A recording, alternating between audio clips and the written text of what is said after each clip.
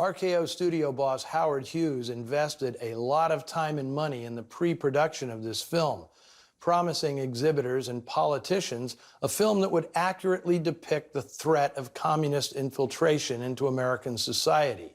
He put FBI agents on the payroll as consultants and wanted to include a prologue featuring an undercover FBI informant testifying to the picture's accuracy.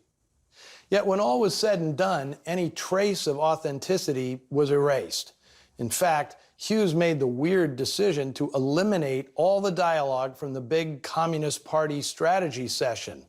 Now, was this because he thought American audiences needed to be protected from such dangerous communist rhetoric, or because the issues being debated were closer to legitimate political discourse than mob-style racketeering?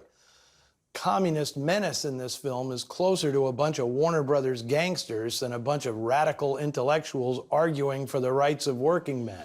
Vanning, the commie gang boss portrayed by Thomas Gomez, was inspired broadly by union organizer and activist Harry Bridges, an Australian dock worker instrumental in expanding and solidifying the power of West Coast longshoremen.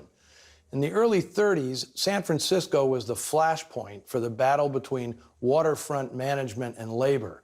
The killing of 2 dock workers by police strikebreakers on July 5, 1934, known as Bloody Thursday, led to a 4-day general strike that brought San Francisco to a standstill and triggered strikes at ports up and down the coast. The walkout ended up consolidating dock workers and warehousemen into a much bigger and stronger union. Businessmen hated Harry Bridges and spent years trying to have him deported. But he became a naturalized citizen in 1945, defying and eluding every attempt to put him behind bars. By the time I was a young reporter in San Francisco in the 1980s, Harry Bridges had become so venerated, he was made president of the San Francisco Port Commission. Howard Hughes's legacy as the head of RKO Pictures is a complicated one. Although he had been an integral part of Hollywood since the silent era, by the time he took over RKO, the 43-year-old billionaire let his eccentricities overwhelm any hope of effective stewardship. His involvement with several certifiable noir classics was largely negative. They Live by Night and The Window, both made prior to Hughes's arrival, were shelved for 2 years because Hughes personally disliked them.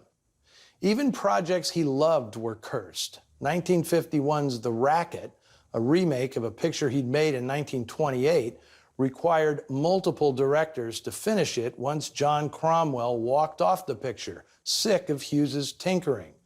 Nick Ray had to finish Macau when Hughes fired original director Joseph von Sternberg. Hughes held The Narrow Margin hostage to force director Richard Fleischer to finish His Kind of Woman after director John Farrow refused to make the changes Hughes demanded.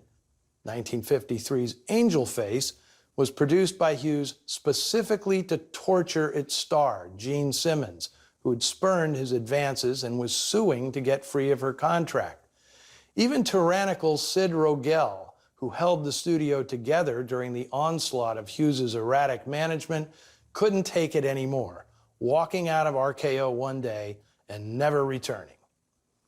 Well, let me know what you thought of The Woman on Pier 13 on our social media feeds.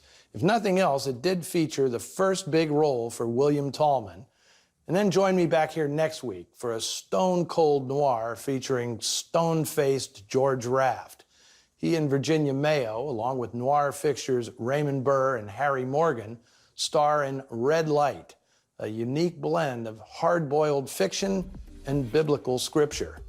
Until then, see you in the shadows.